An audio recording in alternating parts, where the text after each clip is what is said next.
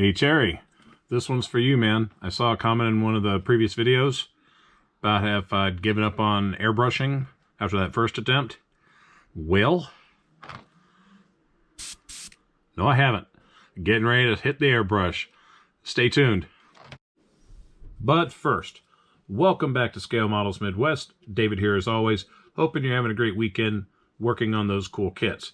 I've got a little bit of time here right now that I'm putting things together, getting stuff set up so I can get ready to do some priming and painting. But then I'm going to head upstairs and cook dinner and watch the Iowa women's basketball team on network TV tonight. Go Caitlin Clark, go rest of the team. Even though I'm a Cyclones fan, I'm going to support the Hawkeyes. Those ladies are doing a tremendous job this year. So I'm going to do that and have some fun. Meanwhile, I'm going to have fun on the workbench. Going to show you what I actually decided I'm going to do for my airbrush. Last year, I went to a model car show and a car show down in Ottumwa, Iowa. I had a great time.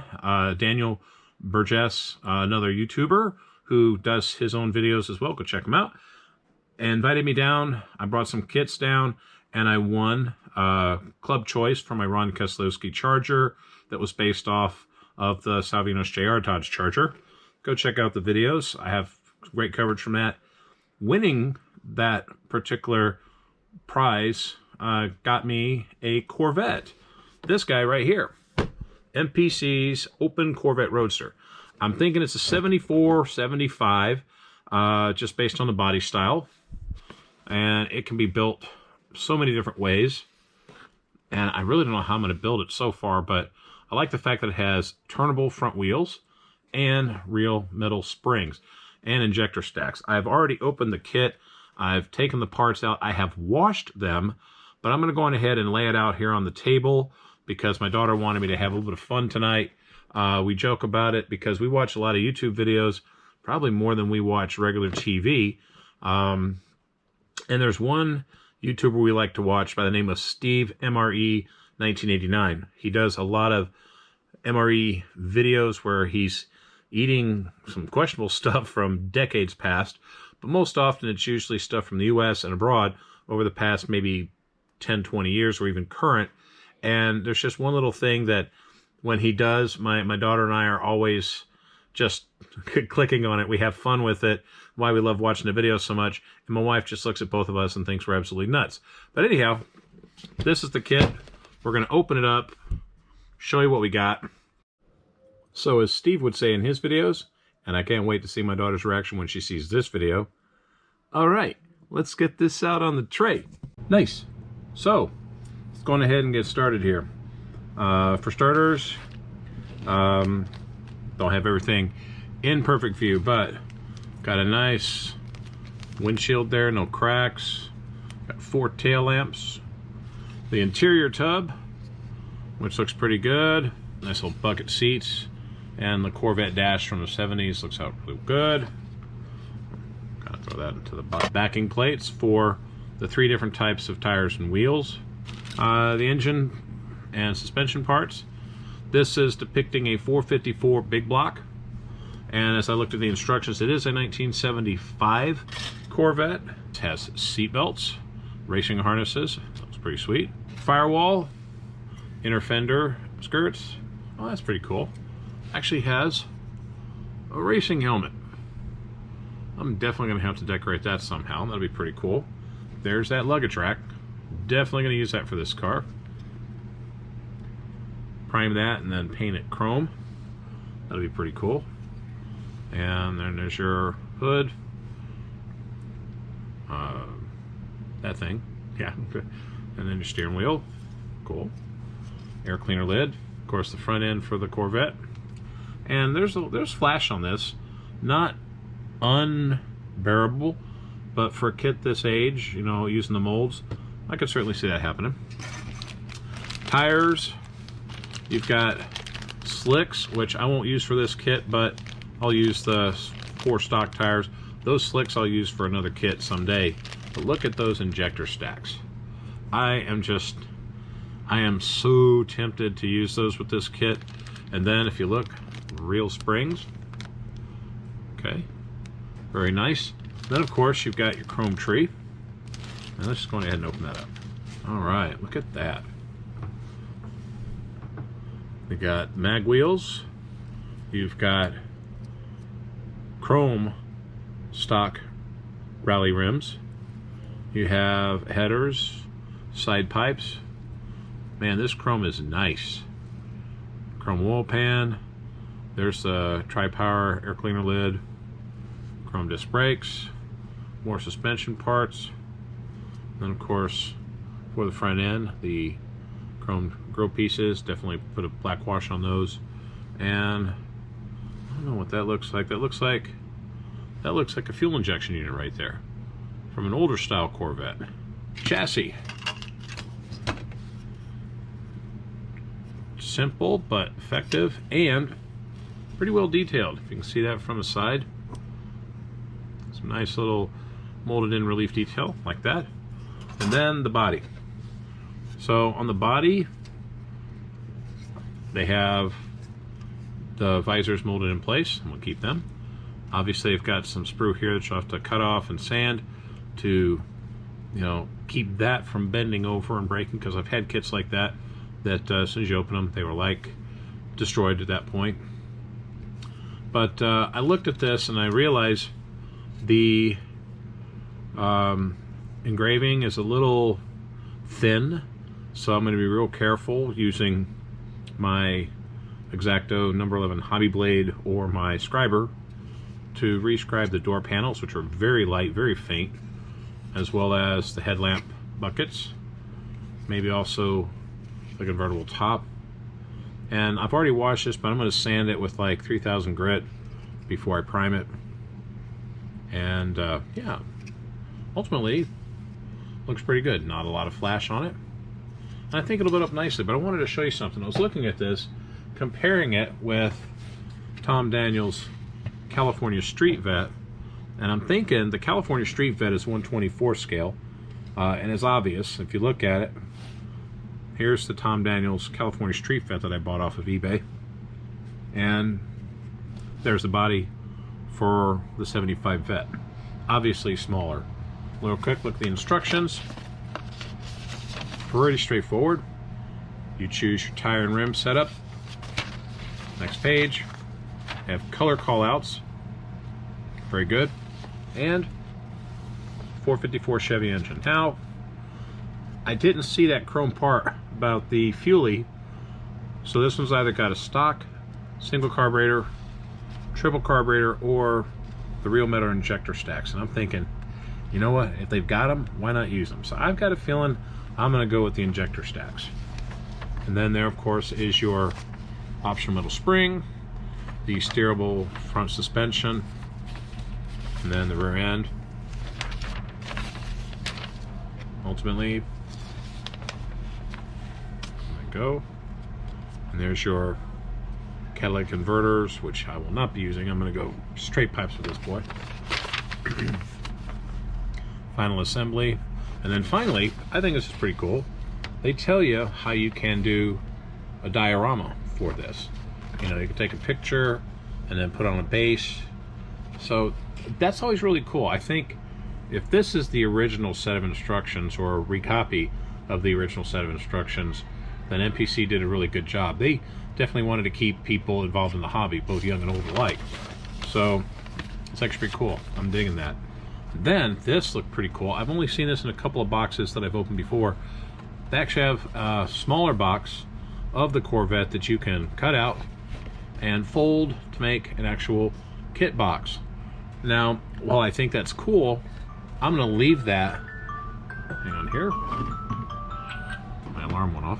I'm going to leave this like it is in the box. And once this kit's built, I'll display it with the box. I'll display this on its own. Decals.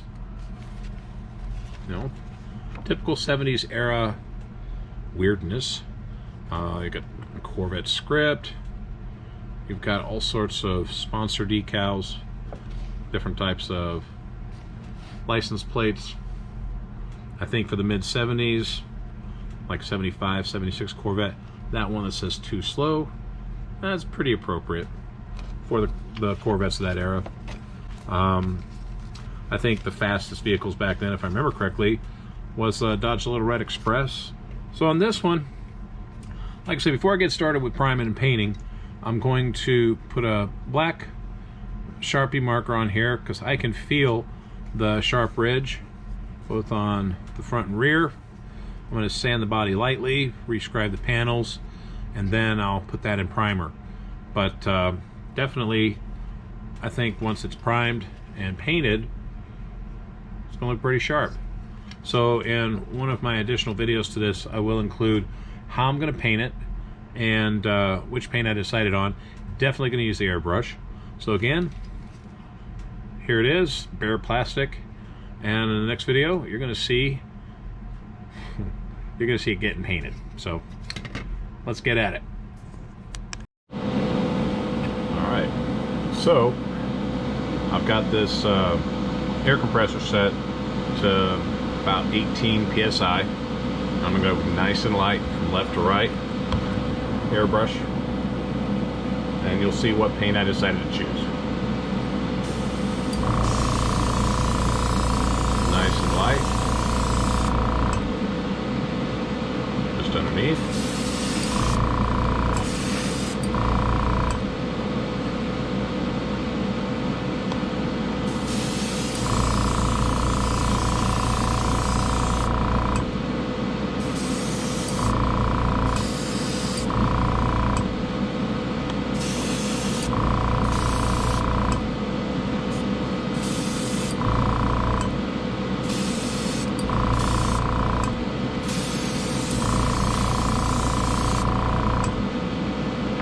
See, it's not getting a lot of coverage, but actually is doing what it needs to do. So I've watched all videos on how to airbrush. I'm going on the edges, underneath.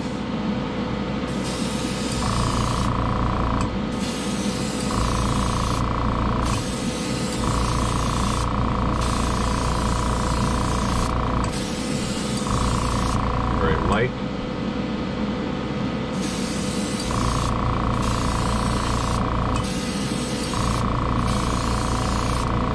Taking my sweet time on this too.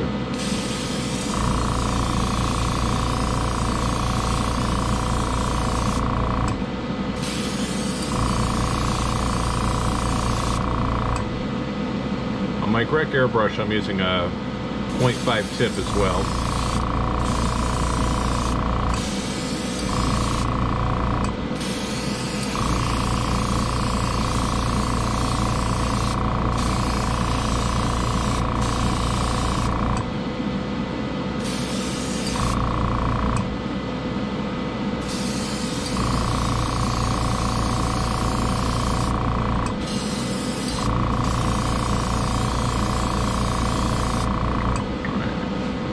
Take a look at what we got so far. I'm going to turn off the fan. And this is just one light coat. So, as you can see here, I have a very light guide coat on this. I'm going to let it sit for about 5 minutes before I do another round on the airbrush. Also give me a chance to add to my paint jar, because I only put it about halfway full. But I think following Terry's tips and tips I got from others, it's looking pretty good. What do you think? All right, back at it again. This time I'm going to kind of go over it a little bit more. I'm going to start at the bottom.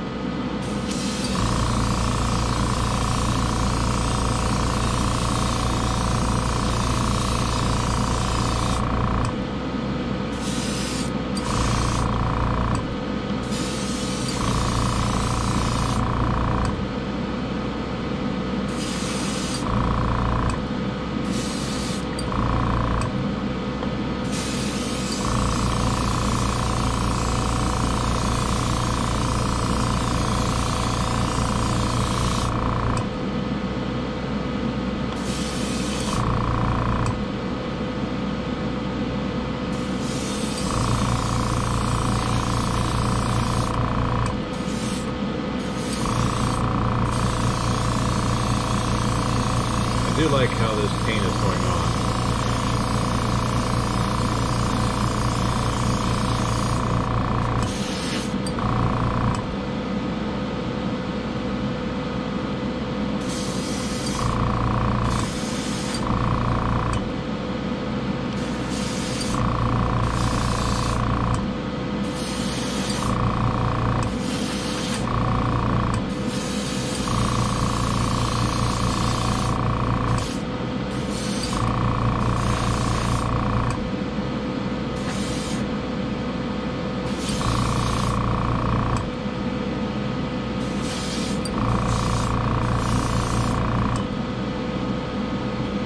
good. I'm just readjusting here. I'm gonna get the back curve.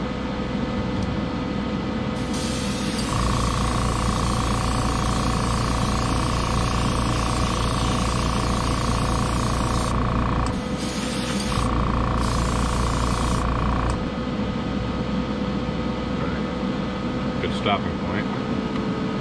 Let's see how I've done here. Now I'm going to let that sit for a bit too, but looking through the viewfinder, this far looks pretty good.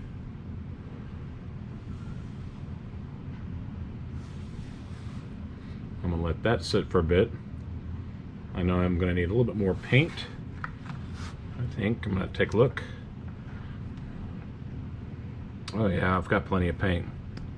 So the cool thing about this is just slow and steady wins the race.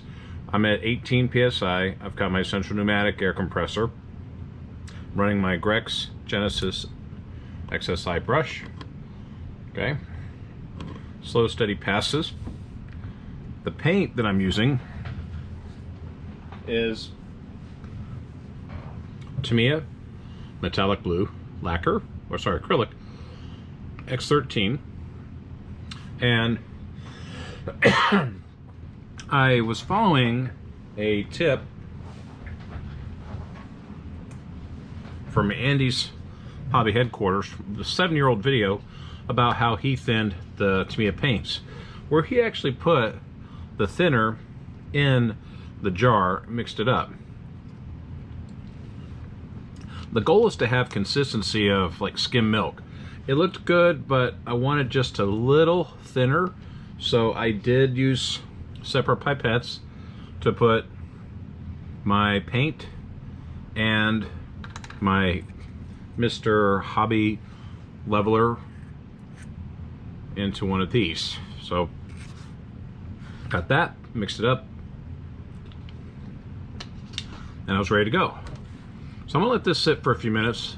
I'm gonna go on ahead and paint some of the other parts that I had, come back here and do it again. I forgot to turn on the start button to record, but as you can see here, I got this side looking really sharp. This is again a third pass, light strokes, and it's really starting to come together. So now I'm going to go on ahead and do this side. You can also notice I'm holding the base because I don't want this to pop off. One of my older videos, I was working on a Richard Petty car and it flipped. So I don't want it to flip. I don't want it to mess up this paint job. So I'm holding on to it.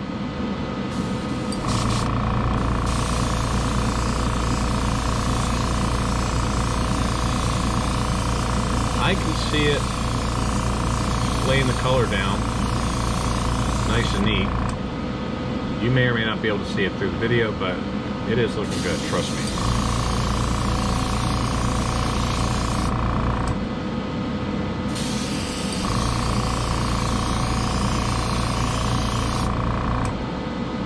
Man, this is looking really sharp.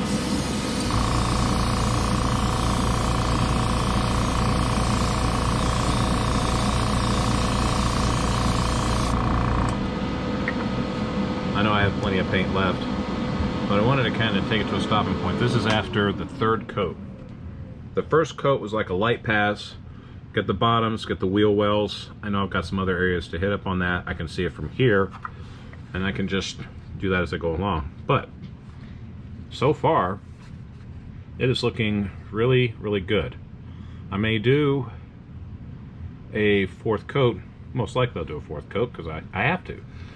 But yeah, I'm letting this sit about 10 minutes in between each coat, just so it has a chance to flash before I put on the second one. And then when I am done, when I'm satisfied with the color coverage, I will set it aside, put a cover over it, and then let it sit for a couple of days before I put on clear.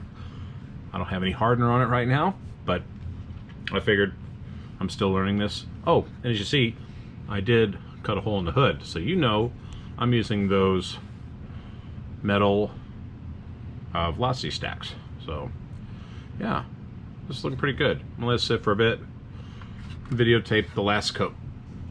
All right, here we go with hopefully the last color coat. I'm going ahead and start again from the bottom, work my way up.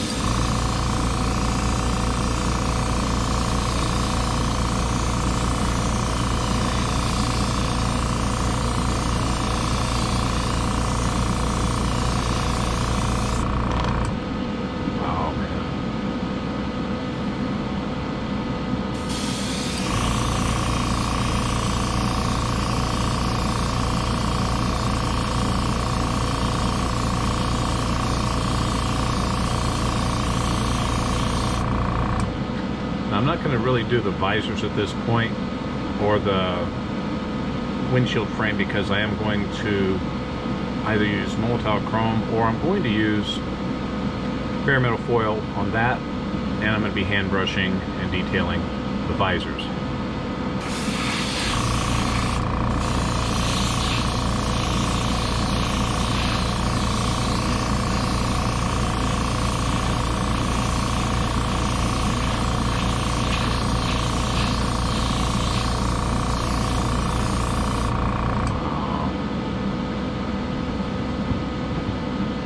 Look at that.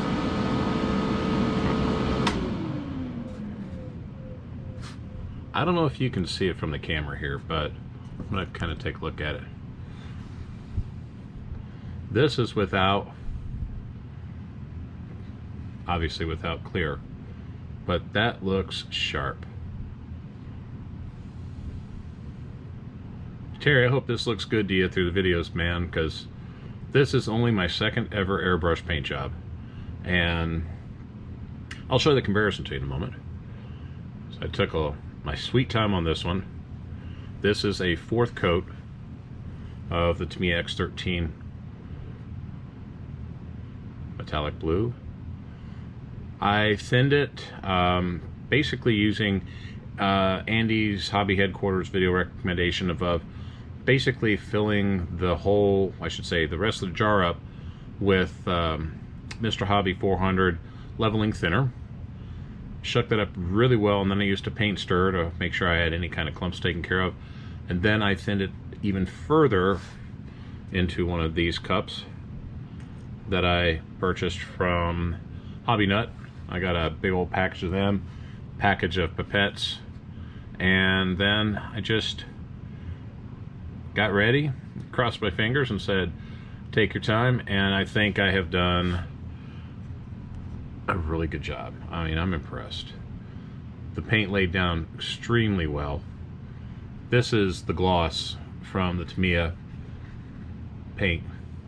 No clear yet. I am impressed.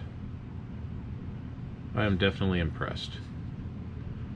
I'm going to take a look real quick and see what I've got left for paint inside my cup here.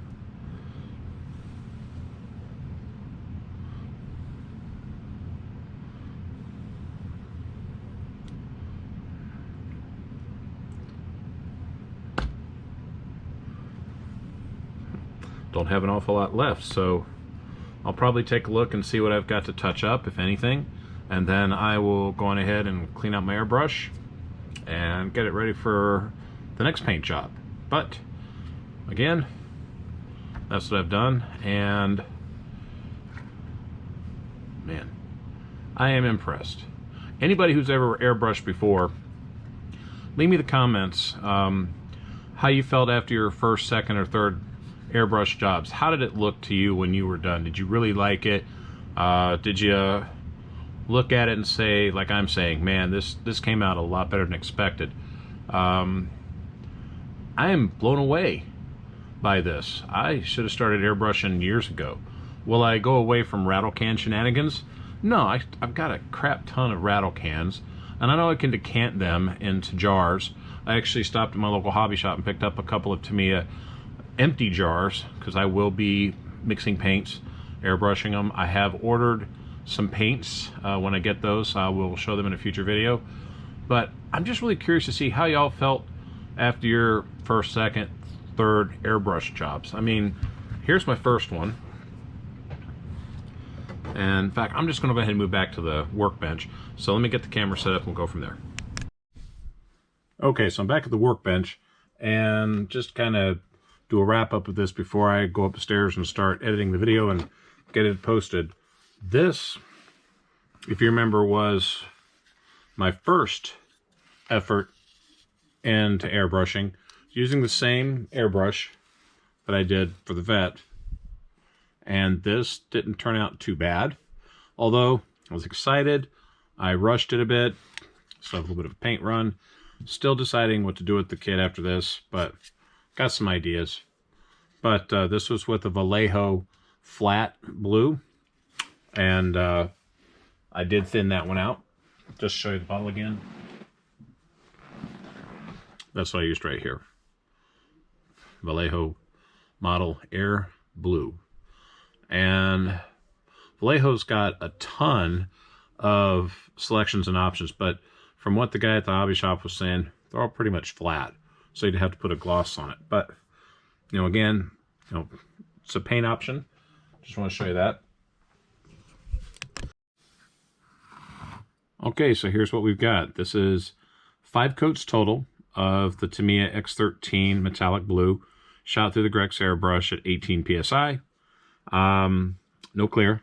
I'm going to let it sit for a couple of days before I do that. But the 5th coat I did off camera just to get rid of what was left in the metal cup, which is about half a container full. So rather than waste it, I figure I'll put one more coat on it and we'll call it a day. It laid down really well when you use leveling thinner. I've watched a lot of YouTube videos on that, and everyone says the same thing. You take your time, use leveling thinner, and it just lays down nice and smooth, as you can see here.